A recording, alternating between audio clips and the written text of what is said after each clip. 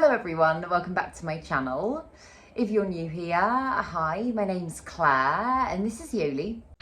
I make videos all about houseplant care, sharing tips and tricks I've learned over the years to help keep your plants happy and healthy. And in today's video, I thought I would give you some updates in my Ikea milsbo cabinet because I know I haven't done a plant cabinet update for a while. I'm going to take you through some things that I think have worked really well, some plants that have been really happy in there, some things that I might change or do differently if I was setting it up again, and some plants that haven't coped as well as I thought they would have done in a cabinet environment. So yes, I hope you enjoy it. Let's get into it.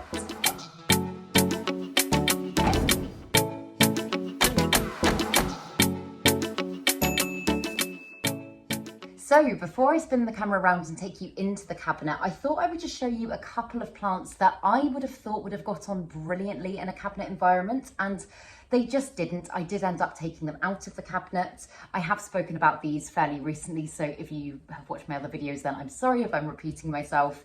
But the first one is my variegated Alocasia Frydek, and it's funny because Alocasia in general have got on really well in my cabinet. They love the higher humidity levels, they love the level of light. It kind of just tends to tick all the boxes for Alocasia, but for some reason, this one was just not happy in the time that it was in there, and it was doing the classic Alocasia cycling thing of just giving me one leaf and then the other one dying off. And I did change up quite a few things for this plant alongside taking it out of my cabinet, and I have got a video coming on that later this week. But look at it now, it's just giving me the most beautiful growth. And bearing in mind, whilst it was in my cabinet, I couldn't get it past the one leaf stage. Taking it out of my cabinet has actually been, like, contrary to what I would have thought before, the best thing for this plant. It's adjusted really well to kind of normal room humidity, and it's now doing really well for me. So I think although for tropical plants, setting up a cabinet environment does a lot of the time seem like the best thing to do. And I also, I know a lot of people probably think that putting plants in a cabinet is just kind of like the best thing you could possibly do for them. I also very much thought that for a very long time. And actually it has been quite interesting watching how my individual plants respond to it and seeing that some of them are just not that happy with it. So it is still very important to monitor your plants throughout the process of cabineting them. But then the other one that, again, I was really surprised didn't get on well in the cabinet environment was my Anthurium warocqueanum. And this is, I mean, this leaf it's got here is the healthiest and most beautiful leaf it has given me in the time that I've owned this plant. And since, literally since I got this plant, which was just over a year ago now, I think, I have had it in a cabinet environment. I've got another cabinet through in my bedroom that I kind of nowadays just use as a propagation cabinet. But I had heard that this plant loved humidity and it was going to do amazing things for it. So I have kept it as a cabinet plant since I got it. And it's just always had issues. Even if they're not major issues, there's just always been stuff going on with the plant. And I feel like I haven't really been able to kind of strike a good balance and figure out what it likes. And so again, kind of at a bit of a loss recently, I thought, well, you know what, I'll take it out of my cabinet and I'll just see if that makes a difference. And that is when she gave me this beautiful leaf. And as I say, I don't think it is coincidence that this has happened all of a sudden. So yeah, I also, again, in normal room humidity, haven't noticed any browning or crisping or anything like that on this leaf. So this is another plant that for me in my home just hasn't done that well in a cabinet environment. But saying that, I've got lots that have. I've got a few in there as well that are not doing as well as they could be, but I'll take you through them as we get to them. But yeah, I'll give you just like a little breakdown of everything that's going on in my cabinet and talk about some things I'm thinking of doing differently. And yes, I'm going to take you in there. So just kind of like a general overview of things cabinet wise. The first thing is, I guess, kind of more, it's slightly practical, but more of an aesthetic thing, is that I do need to put some more command strips on this plug because I usually stick this plug to the side of my cabinet and it's so heavy, it does just keep falling off. And as it falls, it pulls this wire, which in turn pulls the backboard of my cabinet, meaning that everything is a little bit wonky at the moment. But the thing I love about this plug, and I'll link it down below, is that it's a timer plug, so I control it from my phone, and my grow lights and my fans come on automatically each day. If I'm away and I want to change that, or I want to suddenly turn something on or off, I can do it literally from an app on my phone, which I think is pretty cool. And it does just mean that everything in my cabinet kind of, I don't have to worry about it. It kind of just looks after itself. Like, my cabinet lights will come on at 6 o'clock in the morning. They'll go off at 8 o'clock at night. Yeah, I really like that about it in that sense. I don't have to worry about turning things on and off. But then actually coming into my cabinet, I made a video, like a full setup video when I first put the cabinet together, and I'll link that video down below as well if you are thinking of setting up a milsbo cabinet kind of step by step. But I really am loving the computer fans that I've used. I mean, I haven't turned them off for filming this, and as you can probably tell, you might be able to hear them a little bit, but they are very, very quiet. Like, I can never really hear when the fans are on or off. And they do provide good airflow, but they're not kind of overpowering. Like, I don't notice stuff blowing about like crazy in here. They just kind of make sure that mold and mildew isn't building up and just keep everything in the cabinet happy. And again, grow lights. I've spoken about grow lights before, but these ones are my absolute favorite. These are Mother grow lights. I do have a discount code for them as well. So again, I will link that down below. But they just do the most incredible things for my plants. They have been the best grow lights that I've personally used, and I have used a lot over the years. They've been the best ones at just actually kind of really replicating natural daylight. And they're not too warm, but they're also not too like blue and cold, whereas some grow lights can be. Like, I personally don't even run lamps in my room anymore. I just use my grow lights as lamps, and in turn they keep my plants happy, and they're also very cheap to run as well, which is always a good thing. But then starting at the bottom, I don't think I'll take you through absolutely everything, but I thought I'd just let you know how some of the guys in here are getting on. As you can see as well, I have got lots of predatory mite sachets in here. I have had issues with pests in my cabinet, and that is a negative about a cabinet environment, because obviously if pests do get in, they spread like wildfire, because it is just a contained space and things can escalate pretty quickly. But I've got lots of predatory mite sachets for thrips here. I've got lots for spider mites along the back, and I get these on a subscription service and just replace them as and when I need to. And touch wood, at the moment, it's not super pesty in here. I get 1 or 2 from time to time, but I haven't had to worry about infestations since I started doing that. But I've got lots of things in semi-hydroponics in here. This is my philodendron Yopi, which is currently looking a little bit sad, but since I've got it into semi-hydro, it has given me a new leaf. It is starting to regrow. And it just, the thing about this plant is it seems to just really love the heat. And this is, again, another benefit of creating a cabinet environment, is that it does tend to just store heat a lot better. Like if I go up to the top here, you can see even with the doors open, it's 28 degrees Celsius in here, which is a lot. Obviously the humidity is slightly lower at the moment with the doors open, but it's just a really great way of naturally kind of bringing up the heat for plants that like slightly higher heat, which tends to be most tropical plants, because obviously again, it kind of hoards it. You can use heat mats if you want to, but I haven't needed to, because as soon as sun hits this room and it hits my cabinet, the cabinet just, it bakes, which can be a good thing, and it can also be a bad thing. I have had some drama for that reason, and I do wonder about some of the plants that haven't got on well in a cabinet environment because of that, like the Warocleanum and the Alocasia Frydek that I spoke about. I think maybe heat was a little bit much for them in here.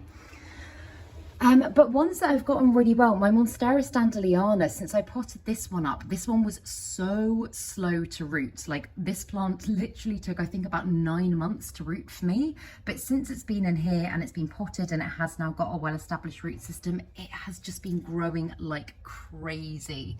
You can see a new leaf starting to come out there as well. So this one is loving life in the cabinet. It loves the humidity. It really enjoys the heat. My Hoya, I call it a Hoya macrophylla nowadays. I was sold it as a Hoya macrophylla reds, but I'm pretty sure it's just a standard macrophylla. This one also does really, really well in the cabinet, and it's given me no issues. And I would say it's potentially one of my favourite Hoyas at the moment. Like, if you just look at the size of those leaves, it's a little bit dehydrated at the moment, so a wee bit floppy, but I just think it's the most amazing plant, and it's done so well in a cabinet environment.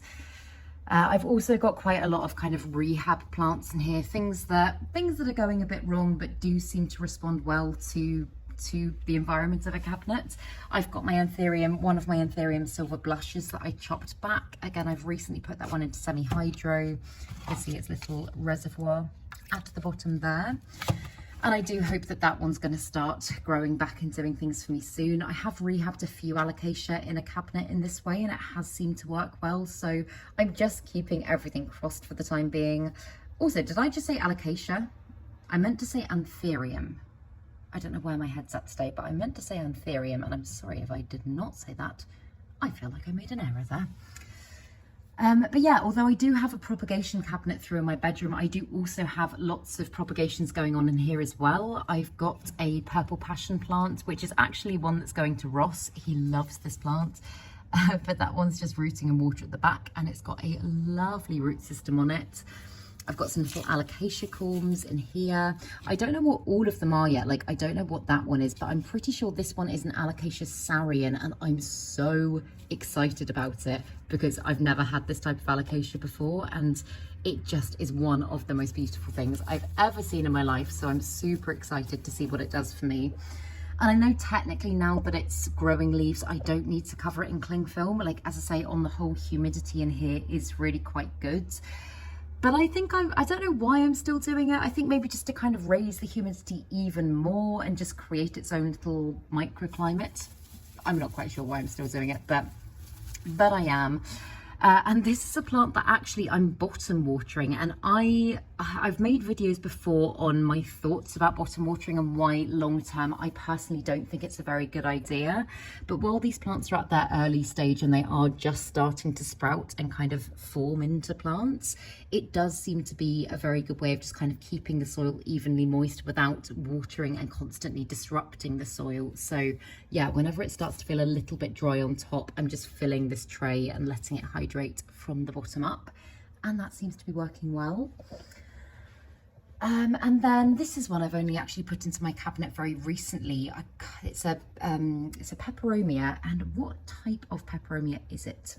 I can't remember the name, but I absolutely freaking love this plant. It's one I got at the recent plant swap, and it's so fuzzy and furry and soft. And I'm actually not quite sure whether or not this is a good cabinet plant, because I don't think, I need to do some research on this plant actually, but I don't think it's a particularly humidity loving plant. I just thought light wise and heat wise it would do very good things, and it hasn't complained so far. But yeah, it's one that I probably I might swap out. I'm not entirely sure. But then I've got a couple of succulents here. This one, oh my goodness, this is a fern leaf cactus, similar to the fishbone cactus, but obviously much longer, kind of leafy bits. I know it's a succulent, I guess fronds, leaves, I'm not quite sure what you'd call them. But this is one that I wanted for ages, and I got this as a cutting from Emma, who has the full plant, and I am just obsessed with it. I have just watered it, so it is currently sat in a little bit of water.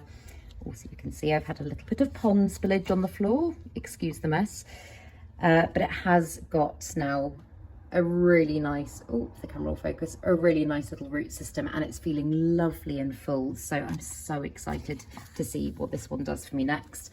And although it is a cactus, epiphyllum technically, because they're jungle cacti, they do really love a cabinet environment. They do love higher levels of humidity. Again, I got on really well with my fishbone cactus in the cabinet. And so, yeah, I'm leaving this one be. It's very low maintenance. I can't wait for this one to grow. It's making me genuinely so excited.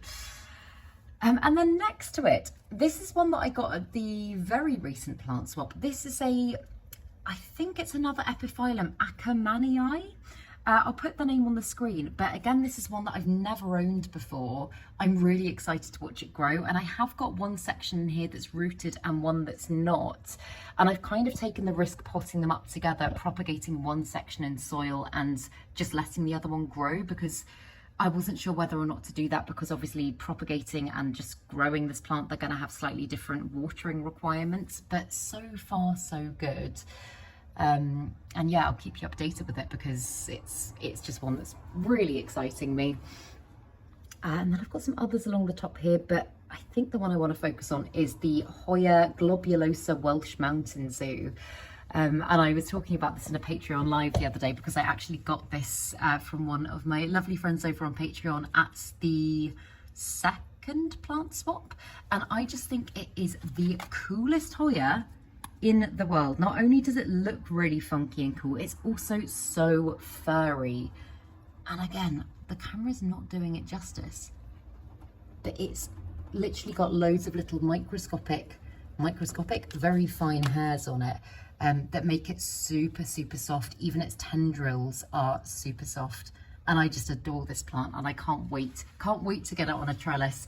It is quite a fast grower, but I have chopped it back quite a few times, so yeah, I think I need to stop chopping it and stop propagating it and just let it grow now and see what it does for me. But it's one that's been very happy in the cabinet. As I say, most of my Hoyas have got on really well in the cabinet environment. And I do need to pot it up at some point as well because it is just still in sphagnum moss. I am fertilising the moss, but it probably could do with a more kind of substantial substrate that offers it a bit more nutrients.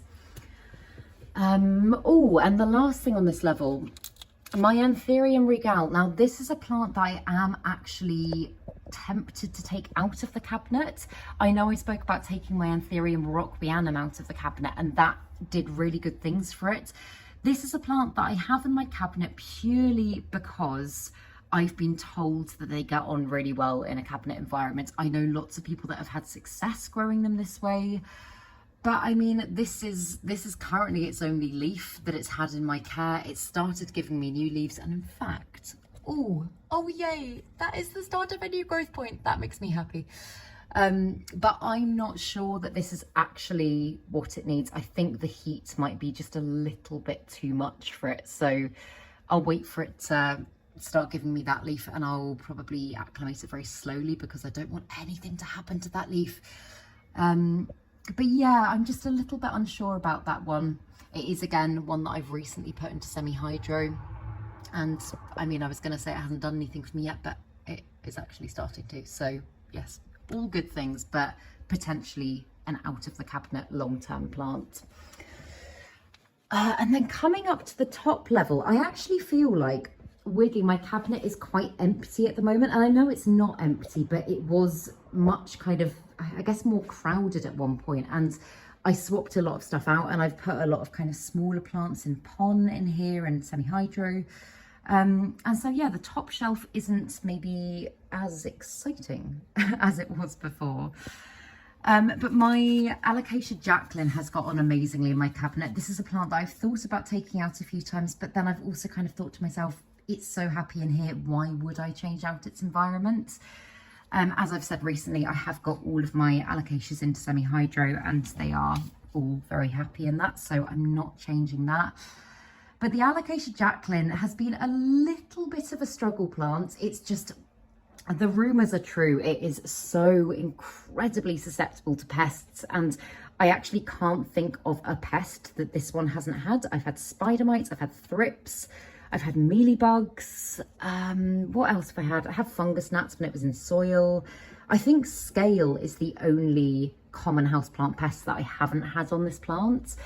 And so yeah, keeping it in a cabinet environment firstly means that I'm just able to monitor it a little bit better, and I'm able to kind of really check it. I'm able to keep its environment kind of very much controlled, and I've got lots of predatory mite sachets around. So at the moment, I think it's good on the whole. But it's just a plant that I love, and yeah, it's just thrived in the cabinet. And again, as I say, it's in semi-hydro, but I mean, it does just mean that I can fill up its water reservoir and not really worry that much about like striking the right balance watering wise, which has been quite useful because with it being so hot in here, I can just kind of fill it up and forget about it. But yeah, and then I've got, as I say, lots of other Alocasia. This Alocasia is one that I got at the second to last plant swap, and I just think it is the most beautiful thing in the world. Like, look at how gorgeous and shiny that leaf is. And I think typically waxier, shinier alocasias, obviously not counting this one because it's very kind of furry and fuzzy, but typically these are the ones that tend to do very well in a cabinet environment. I think maybe the reason that my variegated alocasia Frydek wasn't getting on so well is because it is a little bit more velvety. I don't know if that's a pattern, that's just kind of me thinking out loud, but yeah, this one's giving me the most beautiful growth, and it didn't have the best start either, so I'm glad that I've managed to kind of get it back to a healthy state. It's got that gorgeous new little leaf there. It's got another leaf on the way there. And then I've got another Anthurium Silver Blush just down here, which again is in semi-hydro, and I create its little reservoir in this drainage tray. And this one's actually starting to grow back really nicely because I did completely chop it back when I was kind of at my wit's end. And it's another one that I'm considering potentially swapping out of the cabinet at some point because I don't know if it needs it, but it does whilst it's doing good things, I'm just going to let it be while it adjusts to its new substrate. And then I've got some others. These are, I've got 2 Hoyas here, and then this is a Acanthus Bolero bicolor, I think, all rooting. And again, these are other ones that I'm currently bottom watering, which I know is very unlike me, but they just seem to be coping quite well with it at the moment. So yeah, that's what I'm doing there. And I would say probably out of all of the plants that I've got in my cabinet, the one that's responded the best in a short space of time is my Alocasia Regal Shield. And this is one that I was given, I think, back in May as a teeny tiny plant with 1 or 2 leaves. And I've never owned this Alocasia before, but since I've put it in here, and again, semi-hydro, but since I've put it in my cabinet, it has just given me the most insane amount of growth, and all of its growth looks so healthy. It looks so conditioned. It's just really blowing my mind how beautiful it is, and I don't know how I didn't get this Alocasia sooner. So yeah, I'm so happy with how this one's doing, and I don't have any plans to change out anything for this plant because why would I when it's doing so well? And then at the top here, this is a Syngonium Frosted Heart that I got from Emma, and I love this Syngonium so much. And when I first got it, I had it over in my kitchen, and it wasn't in a cabinet. It was just kind of getting normal room lights, humidity, and it was doing really quite well. I put it in again, semi-hydro, this one's in pon, and it continued to give me lovely growth. But for some reason, since I've put this one, maybe it's too close to the grow light, maybe that's it, but since I've put it into my cabinet, it just hasn't done as well. Like you can see there's some browning on some of the newer leaves, and so I'm kind of thinking that I need to rethink environments for this plant as well. I know some people do have a lot of success with Syngonium in cabinets, but I don't know, I'm not a massive Syngonium person nowadays, but I'm kind of wishing that I didn't put it in here. So yeah, I think I might start to slowly transition this one out and just see if it is an environmental thing or if it is potentially like a change to the substrate. But yeah, I've also got lots of Hoyas in here doing well. This is my Hoya latifolia, and I am just in love with this Hoya. I love the kind of teardroppy little leaves, like those little points are just adorable. It's another one that is still just in moss and has been in moss for a very long time, probably too long, but it's just climbing beautifully. And this back grid on the cabinet as well kind of offers quite a lot for plants to tendril around, and it seems really happy doing that. So yeah, that's I could take you through everything. I don't know how interesting that would be because I haven't got major updates in here at the moment, but that's kind of like an overview of how everything's doing. And on the whole, I am really happy with it. As I say, there are some changes that I'm going to make, but I think that's just kind of where I'm at currently. Actually, one massive change that I didn't talk about is the fact that at the moment, as you can see, the humidity level is dropping because the doors are open, but I do want to put some shower seals onto the doors just to contain the humidity even more, because at the moment when I close the doors, you can see there is a gap, and I know a lot of humidity is getting out through that gap. And I've done the shower seal thing, and I'll put a clip in of it, but I've done the shower seal thing with the cabinet in my bedroom, and it's just meant that the humidity in there stays ridiculously high pretty much all the time. So yeah, that's something that I wish I'd done sooner, and I will definitely be doing probably in the next few weeks. I know I've been talking about it for ages. But that's currently, I think, the only massive change that I would make to my cabinet setup. Aside from that, I am really happy with everything. I am still, as I say, playing about with certain plants and seeing whether or not it's actually right for them, monitoring them and kind of figuring it out as I go. But yeah, that's where I'm at currently with it all. And if you've got a milsbo cabinet as well, or just any cabinet environment for your plants, let me know how they're doing, and like ones that have worked well, ones that haven't. I'd be really interested to know, or anything you've done cabinet setup wise as well that you feel like has worked really well or hasn't. But yeah, I really hope that you enjoyed this video, and if you've got any questions about cabinet stuff, then please do drop me a comment down below and I'll do my best to help. But if you did enjoy it, please make sure to give this video a thumbs up, subscribe to my channel, have a lovely day, and I will see you in the next video.